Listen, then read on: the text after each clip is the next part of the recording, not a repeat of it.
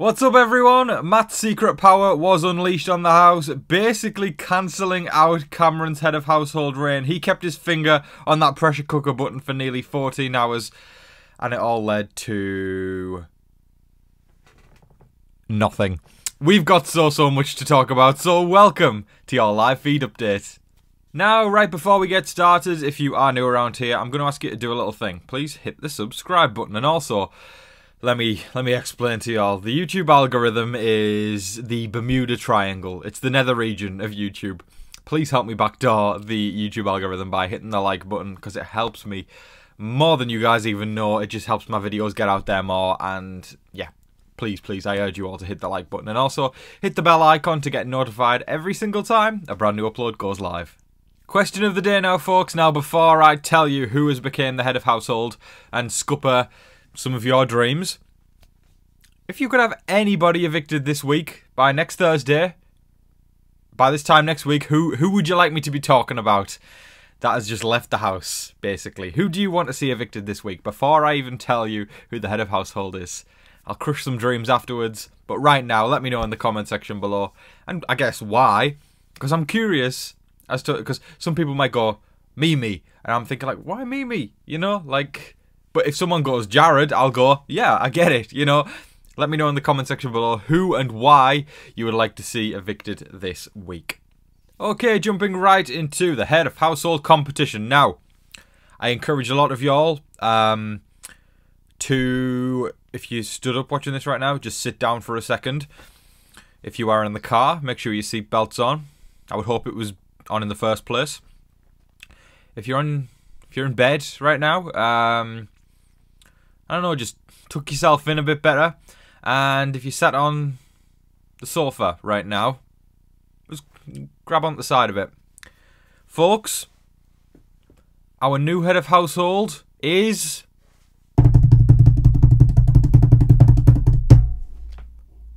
Jared.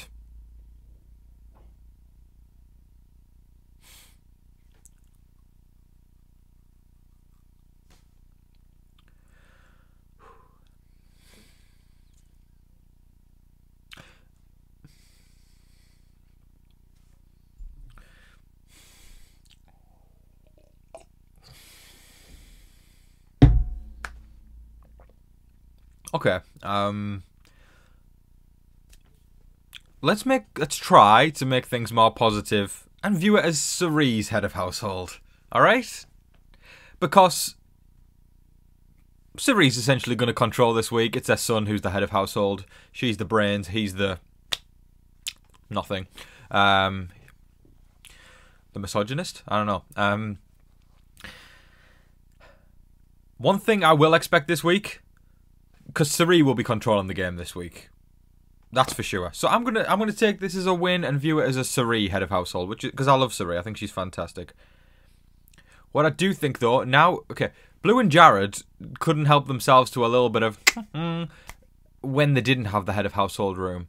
Now they've got the head of household room. It's probably going to turn into the Playboy Mansion on Hugh Hefner's birthday. May he rest in peace. I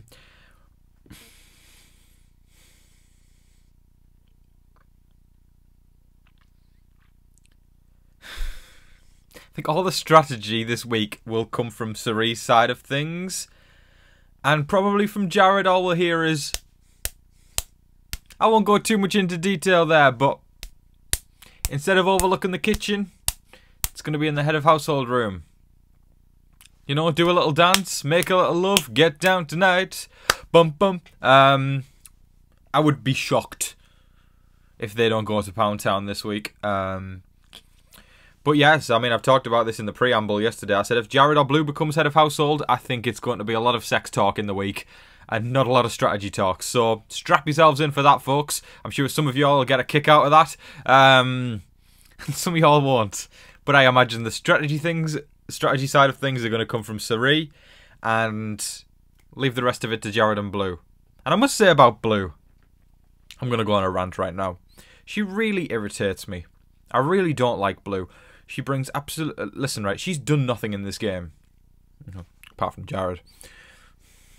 But she really brings absolutely nothing to the game. I was offended last night when she stood up in front of the house and gave her speech and said, I've played a really strategic game.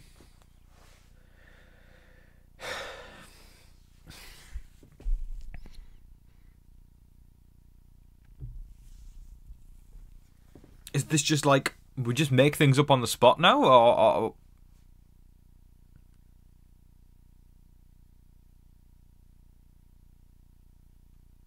I'm going to show you what Blue's strategic game is. Let me go on Google Images. I'm getting this live right now. This, if Blue's strategic game existed, this is what it would be. It's what we call trash. There is no strategic game that Blue is playing. She has brought nothing to the house but a need for Clorox wipes. Yes, Clorox, if you're watching this right now, I take sponsors. She irritates me, and she acts in the diary room like she's this queen of the game, this icon, when she does absolutely nothing. However, having said that, maybe she did a little something last night that made me go, okay, Blue. But before that, nothing at all. Not a fan.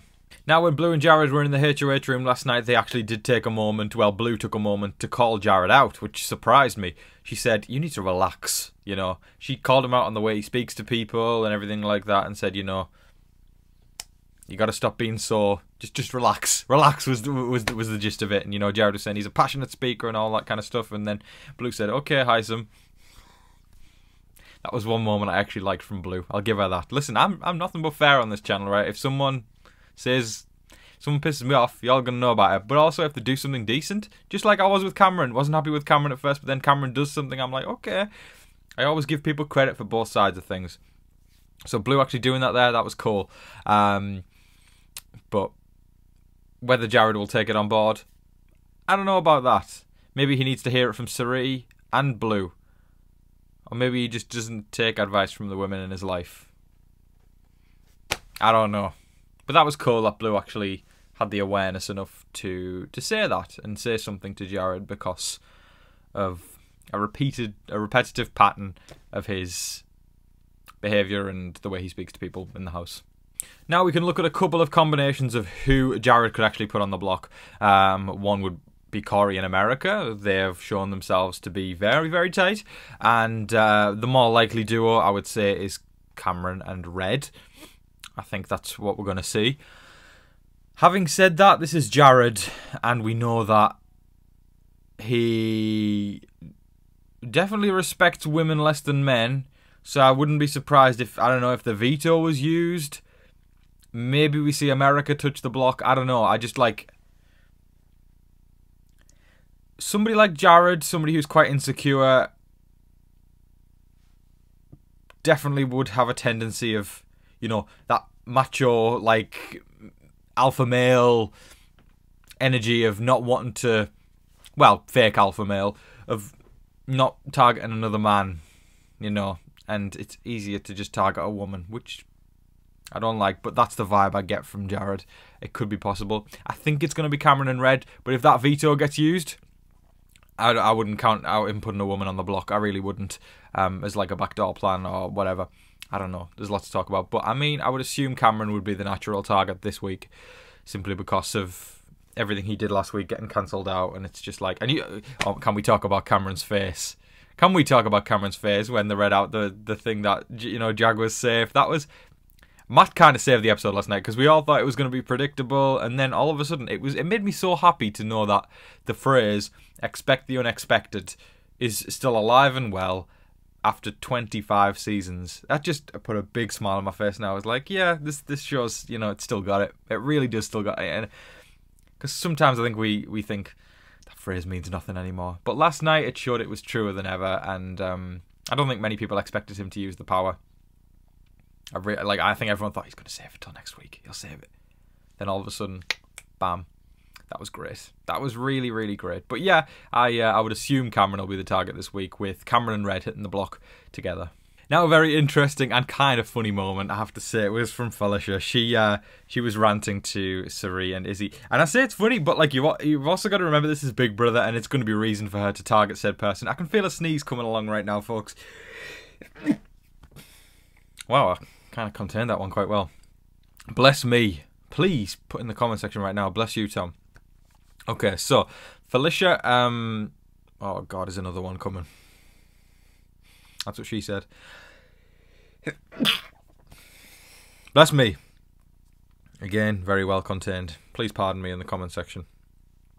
I really should have just ended the record and just redone this bit, but on we go. Felicia was ranting about America and Cory and saying, because this is the Big Brother house, remember, so while something can be funny in a rant, it can also be reason to put someone on the block.